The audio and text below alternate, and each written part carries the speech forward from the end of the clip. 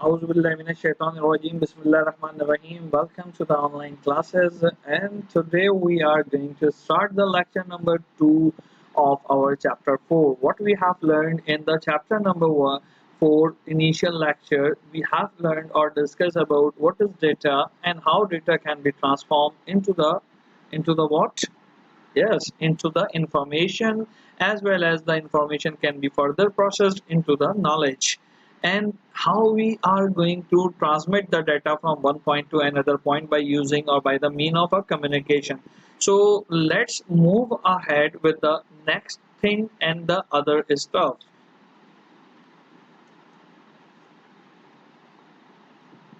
तो ये तो हमने सब पढ़ लिया था, डाटा क्या है, डाटा कम्युनिकेशन क्या है, एनालॉग सिग्नल और डिजिटल सिग्नल क्या है. In the last lecture we have finished with the difference of a analog and the digital computer. So on your screen there are so many differences of analog and digital. सबसे पहला difference तो यही है इन दोनों के digital signal जो है वो represented करने के तरीके का diagram जो है.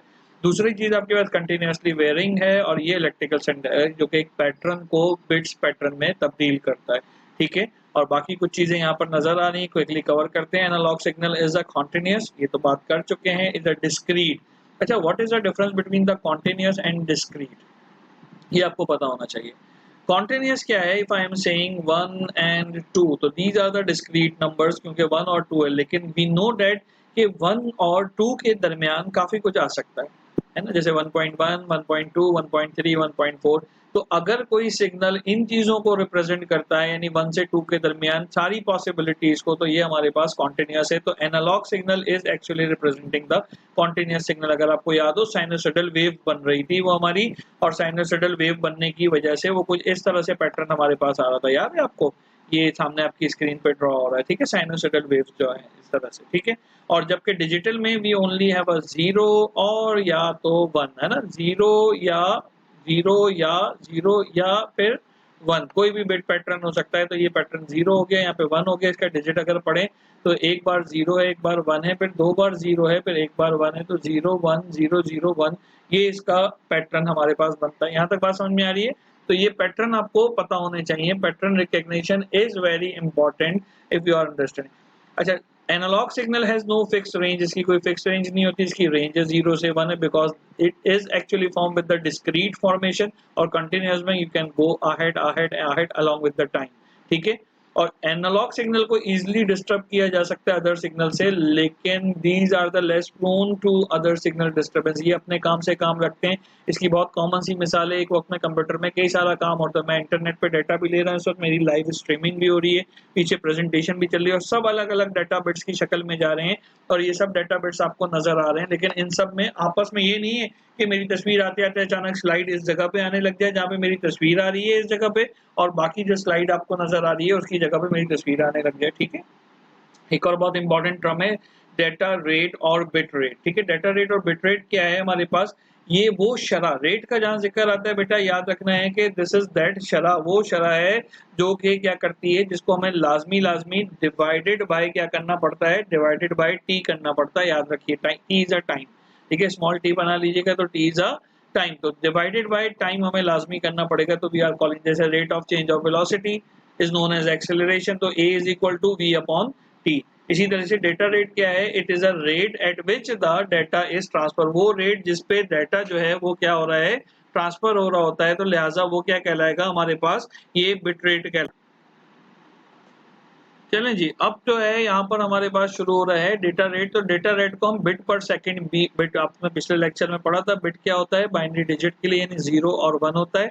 तो बिट पर सेकंड इसका यूनिट है बीपीएस, ये इसका यूनिट है. इसी यूनिट के तहत इसको हम कहेंगे कि जनाब हम इसको क्या कर सकते हैं, याद रख सकते हैं. ठीक है, स्मॉलर वैल्यूज, बड़ी वैल्यूज के लिए किलो बिट्स हो सकता है हमारे पास, मेगा हो सकता है. बस ये जहन में रखना है, यहाँ पे बिट का बी स्मॉल है, अगर ये कैपिटल बी होगा तो ये बाइट पढ़ा जाएगा, कैपिटल बी को क्या पढ़ा जाएगा, बाइट पढ़ा जाएगा. तो ये बात जरा आपने जहन में रखनी है. तो ये तो हो गया आपके पास डेटा रेट या बिट रेट की बात हो गई.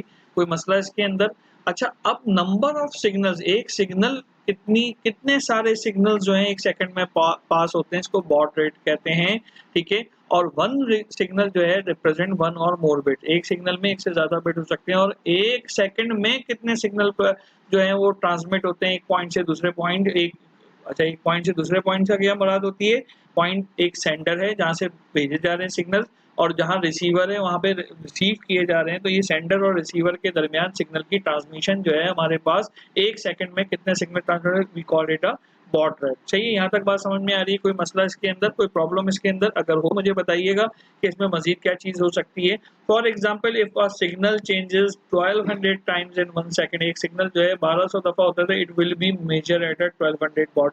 यानी कितनी दफा चेंज हो गए, कितने सिग्नल ट्रांसमिट हो गए आपके पास 1200 जो है सिग्नल्स अगर जा रहे हैं एक सेकंड में, तो इसका बॉड रेट क्या होगा, 1200 बॉड रेट होगा। ठीक है, तो अब इन दोनों के दरमियान भी डिफरेंस आना चाहिए और आपको बहुत अच्छे से पता होना चाहिए कि how we are going to differentiate among them. ठीक है, तो डेटा रेट क्या था बेटा हमारे पास, बिट रेट या डेटा रेट क्या था कि नंबर ऑफ बिट्स, एक देर में कितनी बिट्स ट्रांसमिट हो रही हैं एक सेकंड के अंदर, नंबर ऑफ बिट्स याद रखें। और एक सिग्नल कई सारी बिट्स से मिलके बनता है, यानी कि जो बॉड रेट है वो बड़ा भाई है इसका, याद रहेगी ये बात। तो बिट रेट क्या है कि कितने बिट्स एक सेकंड में ट्रांसमिट हो रहे हैं, और बॉड रेट कितने सिग्नल्स एक सेकंड में ट्रांसमिट हो रहे हैं, वो बॉड रेट कहलाता है। पहला डिफरेंस ये हो गया। और चूंकि नंबर ऑफ बिट्स की बात हो रही है तो बिट रेट 0 या 1 होगा, जबकि बॉड रेट क्या हो सकता है हमारे पास, one signal can more than one bit, यानी कि बाइट की शक्ल में होगा। एक बाइट में कितने बिट्स होते हैं, 8 बिट्स होते हैं। कितने होते हैं, 8 बिट्स होते हैं। तो अगर 8 के फॉर्मेट में हम लिखना चाहें तो बहुत आसानी से बॉड रेट को रिप्रेजेंट कर सकते हैं। ठीक है बेटा, पहली चीज। उसके बाद ये तीसरा डिफरेंस इनका फॉर्मूला है, बिट रेट किसके बराबर होता है, बॉड रेट को मल्टीप्लाई कर दो नंबर ऑफ बिट पर सिग्नल, क्योंकि बॉड रेट क्या था, नंबर ऑफ सिग्नल, और बिट रेट क्या था, नंबर ऑफ बिट। तो एक सिग्नल में बहुत सारे बिट हो सकते हैं, उनको मल्टीप्लाई कर देता हूं, हमें बिट रेट आ जाएगा। और अगर इसी को हम जरा बॉड रेट निकालें तो द नंबर ऑफ बिट पर सिग्नल, इधर मल्टीप्लाई हो रहा है तो इधर जाके डिवाइड हो जाएगा। यही काम बॉड रेट का है कि bit rate divided by the number of signal पर सेकंड। वेरी इजी है ना। एक दो बार और रोक रोक के सुनेंगे तो आपको और मजा आएगा कि ये चीज कह क्या रहे हैं सर, और इनको किस तरीके से हमें गो थ्रू करना है। तो बिट रेट और बॉड रेट आपको बहुत ही अच्छे से क्लियर हो गया। क्लियर हो गया यहाँ तक, आगे मूव करें।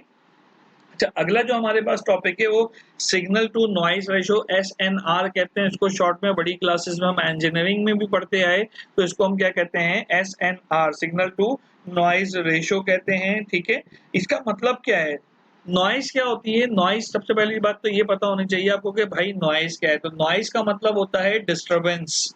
ठीक है, नॉइज का मतलब क्या होता है, डिस्टरबेंस। तो एक सिग्नल जा रहा है, उसके आगे कुछ भी रुकावटें आ सकती हैं, सिग्नल नॉइज से भी मुतासर हो सकता है और डिस्टॉर्शन से भी मुतासर हो सकता है।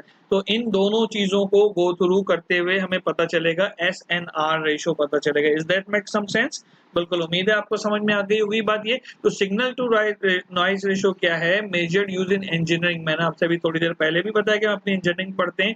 और it is defined ratio of signal power to the noise power. Signal कितनी स्ट्रेंथ से जा रहा है, उसके आगे रुकावट कितनी आ रही है, क्योंकि रुकावट को फलांग के ही वो सिग्नल आगे पहुंचेगा। तो कई दफा ऐसा होता है कि जी आज नेट स्लो चल रहा था, actually signal to noise ratio जो है वो इंक्रीज हो चुका होता है। इसकी मेजरमेंट किसमें होती है, डेसिबल में। डेसिबल को हम डीबी से लिखते हैं। किससे लिखते हैं, स्मॉल डी और स्मॉल बी से लिखते हैं। अगर आप स्मॉल डी और स्मॉल बी से लिखें तो एक्चुअली डेसिबल आपका इस तरीके से, डेसिबल, ये आपके सामने स्क्रीन पे आ गया, इससे आप डेसिबल को लिख सकते हैं। Is that make some sense? कोई मसला इसके अंदर, कोई प्रॉब्लम नहीं होनी चाहिए, बिल्कुल।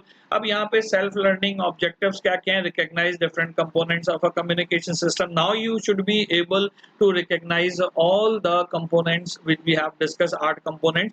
तो ये आपको पता होने चाहिए। Tell the various properties of a good communication system. ये आपने होमवर्क करना है, ये वाला सवाल कि what are the properties of a good communication system. For example यहाँ आपके सामने सिग्नल टू नॉइज रेशियो है, तो ये ज्यादा होना चाहिए, कम होना चाहिए, it should be minimum to have a good communication. जितनी नॉइज रेशियो कम होगा उतना ही हमें जो है एक क्लियर सिग्नल, एक क्लियर क्लस्टर सिग्नल हमें नजर आ रहा होगा। मैं समझा पा रहा हूँ अपनी बात? तो बस ये बातें आपको देखनी है। अगला टॉपिक आपकी स्क्रीन पे ब्लिंक कर रहा है, components of a communication system. ये हमें नेक्स्ट लेक्चर के लिए कवर करना है। इसमें एक चीज प्रोटोकॉल नजर आ रही है, थोड़ा इसको डिटेल में समझेंगे जरा, बड़ा बड़ा, क्योंकि 9 और 10 क्लास का स्टैंडर्ड इतना है कि कॉन्सेप्ट, और आपने कंप्यूटर साइंस अडॉप्ट किए तो कंप्यूटर को तो बेटा अच्छे से बिल्कुल तैयार करना है। तो यहाँ गिनते में नजर आ रहे हैं, sender, receiver 2, transmission medium, message 4, और प्रोटोकॉल 5। तो 5 कंपोनेंट्स होते हैं, इतनी बात तो हमें आज पता चल गई। बाकी अगले लेक्चर में हम देखेंगे कि किस तरीके से इन चीज़ों को हम गो थ्रू कर सकते हैं। ठीक है बेटा, समझ में आ रही है बात? ये कोई मसला इसके अंदर, कोई प्रॉब्लम इसके अंदर नहीं होनी चाहिए। और जब प्रॉब्लम नहीं आ रही है तो हमें पता होना चाहिए कि हमारा ये चैप्टर नंबर 4 का लेक्चर नंबर 2 ऑलमोस्ट फिनिश हो गया है। और इंशाल्लाह अगले किसी लेक्चर के अंदर अब मुलाकात होगी। किसी का 30 लेक्चर ऑफ कोर्स होगा, उसमें मुलाकात होगी। तब तक के लिए अपना ख्याल रखें। होमवर्क मैंने बताया, जितनी टर्म्स बाकी की हमने डिस्कस की हैं वो, और प्लस SLO का क्वेश्चन नंबर 2 जो है वो हमें याद करना है। टेक केयर, अल्लाह हाफिज।